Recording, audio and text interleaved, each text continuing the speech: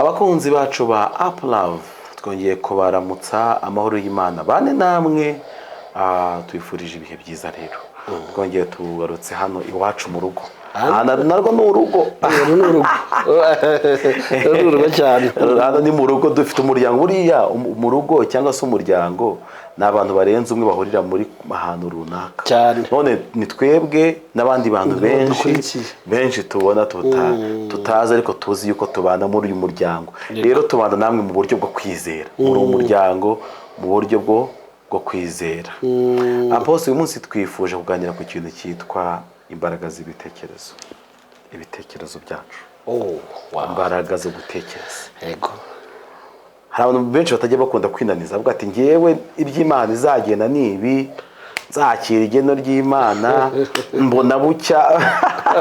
amaherezo sinzi uko bizagenda mbona bucya muri bikeye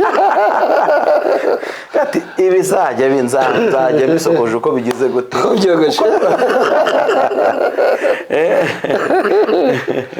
ariko mu by'ukuri icyo naje gusanga nuko ibitekerezo byacu uko umuntu abyaguye bishobora kwegera imbere cyangwa bishobora no gusinzira cyane turabyemeranya Apostle cyane ijana ku ijana yego hanyuma hari isomo hari umurongo umwe turi kwifashisha uri mu ijambo ry'Imana uri muri Luka kangahe 15 Luka 15 umurongo uyu mugani n'umwana w'ikirara yego jewe ndi kumva nasoma ku 17 yego bari gusoma ubishaka baza gusoma haravuga ngo nuko yisubiyemo aribwira ati nuvuga ngo yari afite aho yavuye abona yuko ari nazo nzira zikwiriye ageze ahantu atangiye gusangira n'ingurube atangiye kutangira kwicwa n'inzara we ngo yigira gute yisubiramo yari yahuye n'umwapotere aramubwiriza no yari yumvishe indirimbo kuri radio biravuga ngo nuko avuye hano mu masengesho bamutereye amakorasi nuko ahora n'ubona motiva we yaricaye yisubiramo uzazi icyo gihe avuga ngo and when he come to himself we nukuvuga ngo yakoze urugendo rwo ku giti cy'igendamo arifata yishyiramo indorerwamo ahangaha imbere arireba yari yarivuyemo yaragiye yigaruka Imana ikumugisha uyu muntu akuze ko mbonye ikibazo gikomeye mind zacu zatuvuyemo we akora urugendo rwo kwigarukamo kwisubiramo donc yikoramo akazi yikoramo umurimo ko gusubira kuri we wanyawe harimo ijambo rivuga ngo kwibwiza ukuri buri ikintu kitwisha abantu b'Imana benshi ntabwo tuye twibwiza ukuri oya ntabwo turi beshye cyane kwibabarira hari umuntu ugize kumbwira ngo nimugire inama araje ngo kandi nujya kungira inama ntumbabarire ibintu byo kushaka kunyorereza ngo nkansoringe ntabwo byanzanye ndashaka ko kamarade ibintu by'ubucuti dufite ndashaka yuko ukubita utababarira ubage usature ariko havamo ikintu cyangira umumaro kuko nunyorohereza ndatekereza yuko ibibazo mfite bitari buze gukira ndashaka ukamure gushiremo ariko se koko gukamura cyane iyo cyari gisozo gituma agera ariko kumva we yarakeneye umuntu umubwiza ukuri Apostle ushobora kuza kumugura akavuga ati kamarade wanjye se turatuntu byari ngombwa cyangwa reka mwihorere buriya n'undi muntu azamubwira nicyo kintu umuntu yashakaga nabe tubwiye ngo uyu muntu ngo akora urugendo rwe afata umutotereka imbere atangira kwivugana yibwiza ukuri ati do wavuye kwa so abagaragu bararya urahutagomba kuki uri aha ngaho wagombye kuri mu nguru ari bari bwiza ukuri kuko ngo yifuza guhazwa we ntabwo birivuga ko yariyeho ku by'ingurube kandi ni ukuri ijambo ry'Imana n'ukuri cyunatavuga ngo yifuza guhazwa n'ibyizo ngurube zarya ariko nihagira ubimuha ntabwo yigeze arya uyu mukoresha nawe yari igitangaza umukoresha ari igitangaza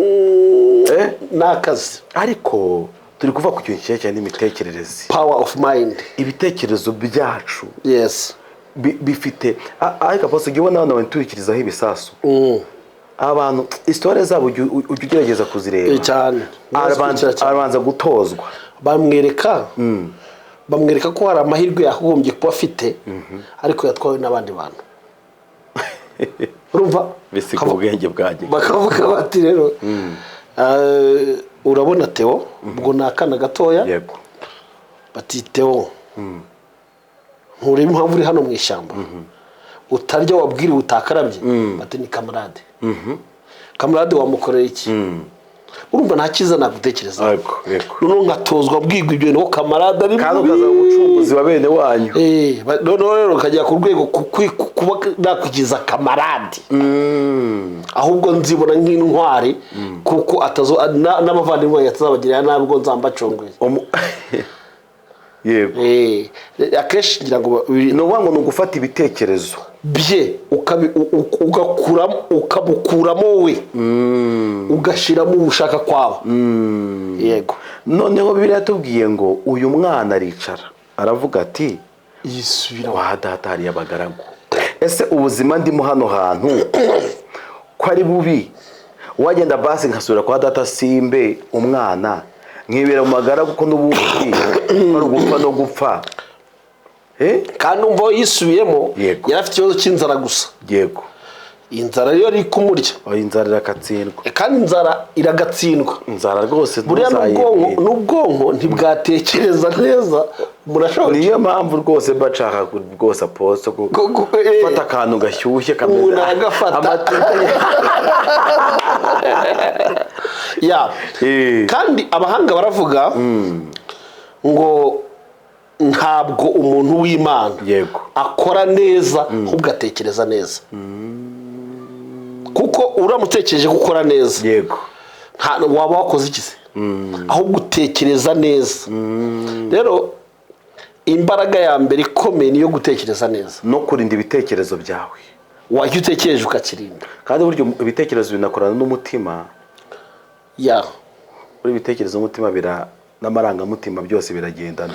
Bibiliya avuga ngo urinde umutima wawe kurusha ibindi byose birindwa, cyangwa se rinda ibitekerezo byawe uko ndagira ibindi bintu bikujagaraza. Uzi ko hari abantu ubana bakajya bakwereka ikintu utigeze ukibona, umuntu akubwira ati ariko Apostle wumvisha ko kamarade yagusuzuguye, wowe twari turi aha tuganira, noneho umuntu turanga ahita akubwira ati ariko kamarade mukorana, akumvise ko akantu yashyizemo uriya musore mbona kumenyera, utakaze ko nakumvishe, atabizi ko yakomeje kureba we, buriya ntago nkunda umuntu umenyera uriya muntu arasuzuma rwose pe, murakorana ariko ngo atangiye kwinjira ibitekerezo byawe, akakwereka ibintu wowe utigeze iki utekereza unabona, agashaka kukubwira ati ariko harya kamarade harya muziranye kuva ryari, ukamuha amaseka, ko mbona hari yatangiye gufata ibitekerezo ari gucomekamo, ati niba ubona abikwereka muri kumwe buriyo mutari kumwe se. Noneho uzi icyo akoze, abibye imbuto, abibye akabuto muri wowe. Ejo mu gitondo nidukubita, kuko ntabwo umuntu abyuka neza, hari igihe cyose umuntu abyuka ameze neza, nidukubitana yenda utabyutse ati bya bintu wa muntu nkagusuzanya yambwiye, cyangwa nkaguhamagara kuri telefone ni kamara, yenda ukambwira ngo ye, cyangwa se cyangwa ukavuga uti winge nkumva ye, havuga ni ariko uzi ko ndi ikigori cyane, ibitekerezo yatangiye kugira kumbe ko kuba yarambwiye ngo natangiye kwitaba ngo ye. Kuko iyo ako kabuto kagiye mu muntu ni imbuto umuntu aba abibye. kandi uzi ko abantu benshi bishwe kera, abantu bajya gusaba minerivare ababyeyi akavuga ati ko ntize ntago mbatunze, none se ibitekerezo bitangiye guturumbuka hariya, ariko se ko wagera mu ishaka atari kundi data ko atigeze yiga izi nka zose iriya mirima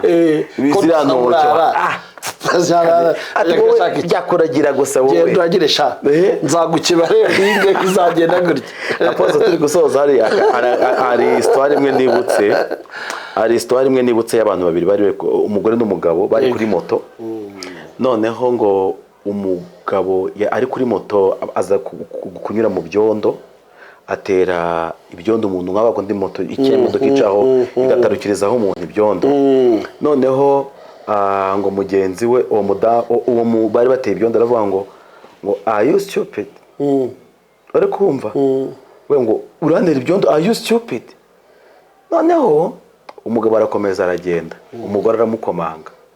tisheri hagarara ese bigenze bite hagarara kugiba ntibyo ntumvuganire oya navuga ngo wari uhetse umugore niwe wateye ibyondo uko yari kuri moto ahetse uwiwe kuri moto akubita mu byondo bitarukira umuntu wakurya niyo wabwiye ati ayo aha are you stupid umugabo arabyumva arakomeza ku kazi ko nikosa umugabo ati I'm sorry umugore ati sheri hagarara kukiba kuvuga nabi ntuhaga I'm sorry ntago bihagije gusa ikintu uriya muntu akoze kirakomeye rwose gute atinyuka gutuke ngura igicucu umugabo umpetse wemere gusuzugurika bigeze aha ngaha no toya gira ka geste umwereka imbere yanjye umugaragarize ko uri umugabo uri kumwe n'umugore we umugore barahagarara yumvira avuga ati sheri uriya muntu ntabwo yantutse hawo ati uriya muntu akoze interuro iri kubaza yabazaga niba ayu iyo ngo ese uri igicucu ntabwo yabyemeje ngo ndi you are stupid ayu ni ukuvuga ngo mind imyumvire yacu dushobora kumva ikintu twese turi muri iyi sare ariko tukibwe n'umuntu ariko tukacyumva mu buryo butandukanye ariko ikumva intwaro umugabo yarwanishije kandi buriya tujyana amatwi atandukanye n'amaso atandukanye ushobora kugira amatwi yumva ibyiza ariko njye nkagira amatwi adawutinga ku byiza ako kana buriya yashatse ko urumva hari ibitekerezo bikarwana urushatse kuvuga iki yego sorry ubundi yashatse kuvuga iki iyo utangiye kuvuga ngo gutekereza icyo ashaka kuvuga amfete habajemo ikibazo rero kugira ngo iki kibazo ugitsinde bisaba ko hari ikintu wavuze kurinda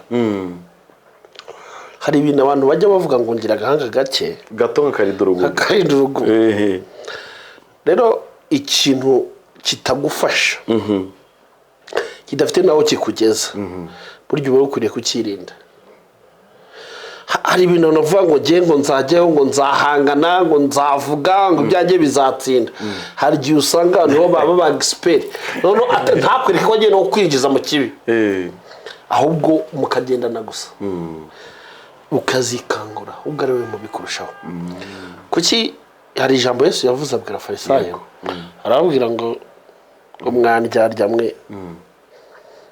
ngo iyo umuntu ngo muhagara ku muryango nimutube hagira uwinjira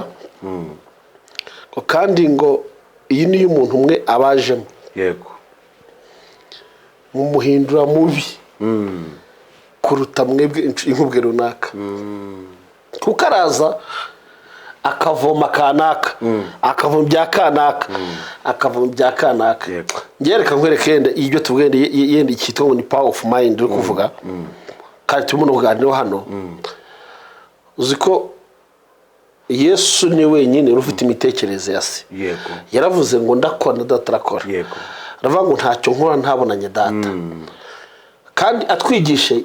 twagombaga kwereka abantu inzira ijya kwa data ariko kuko kwitwa dadi natwe biryoha kabaye dadi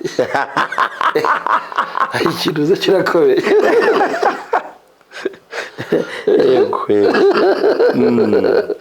kuko birakura natwe biraryoha kandi twabi ugasanga rero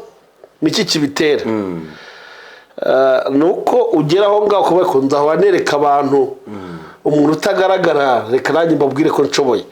nabasengera nabakiza indwara n'abantu bagatangira kwizera muri wowe kuruta kwizera muri Yesu rero ngenda avuga ngo bigukundiye ikintu wumva rwose gisa nkaho kije kugutoba mu bwonko kije kuvangavanga wagihunga ukigendera ugakiza ubwonko bwawe n'amarangamutima yawe uzi ngo bisenyutse kubera ako runaka gukorera ibi akora ubu njye nakomeza kuba n'umuntu ankora ibintu nka biriya kandi wowe ntacyo byari bigize gute bigutwaye